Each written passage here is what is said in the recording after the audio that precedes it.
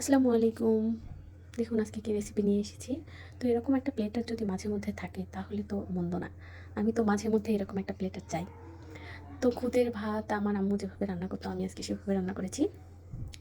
এটা রান্না করার জন্য প্রথমেই একটা কড়াইয়ের মধ্যে আমি চাল ধুয়ে নিয়েছি। এরপর আমি একে একে এর মধ্যে পেঁয়াজ কুচি, রসুন কুচি, চেরা কাঁচামরিচ দিয়ে দিচ্ছি। তারপর আমি এখানে সামান্য পরিমাণ হলুদ আর স্বাদ মতো লবণ অ্যাড করে নিব। আমি এখানে সামান্য জিরার গুঁড়া দিয়েছি। তারপর আমি এখানে সরিষার তেল দিয়ে সবটা সুন্দরভাবে মেখে নেব। তো আমার মাখানো হয়ে গেলে আমি এর মধ্যে পরিমাণ মতো পানি অ্যাড করে দিচ্ছি। তারপর আমি এটাকে চুলায় দিয়ে দিব।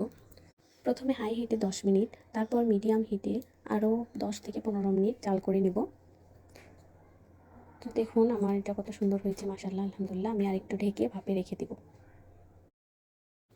তারপর মাশাআল্লাহ আমার এটা হয়ে এসেছে, আলহামদুলিল্লাহ, অনেক ঝরঝরে হয়েছে। এরপর আমি ভর্তাটা রেডি করে নিব। তো আমি এখানে কালো জিরা ভেজে নিচ্ছি। আমার কালো জিরা ভাজা হয়ে গেলে আমি এটাকে তুলে নিব। তারপর এর মধ্যে আমি কয়েকটা শুকনো মরিচ ভেজে নিচ্ছি। তো শুকনো মরিচগুলো সামান্য একটু ভেজে তারপর সামান্য তেল দিয়ে আবার একটু ভেজে নিব।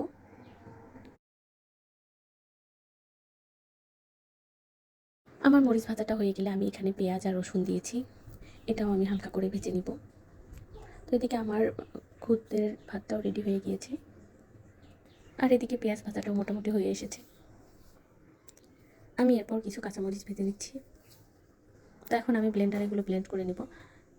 প্রথমে আমি কালো জিরাটা ব্লেন্ড করে নিয়ে তারপর মরিচ আর পেঁয়াজ ব্লেন্ড করে নিচ্ছি। আর এখানে আমি মরিচের ভর্তাটাও রেডি করে নেব। আমি এখানে পর্যাপ্ত পরিমাণ সরিষার তেল দিয়ে দিচ্ছি। মরিচ ভর্তাতে একটু বেশি করে সরিষার তেল দিলে খেতে অনেক মজা লাগে। আমার গরম গরম খুদের ভাত সাথে ভর্তা একদম খাওয়ার জন্য রেডি হয়ে গিয়েছে। আমাদের এলাকায় এটাকে বউ খুদে বলে। আপনারা অবশ্যই এটা ট্রাই করতে পারেন। তো আজকের ভিডিও পর্যন্ত, আবার দেখা হবে নতুন কোনো রেসিপি নিয়ে। সে পর্যন্ত ভালো থাকবেন। আসসালামু আলাইকুম, আল্লাহ হাফেজ।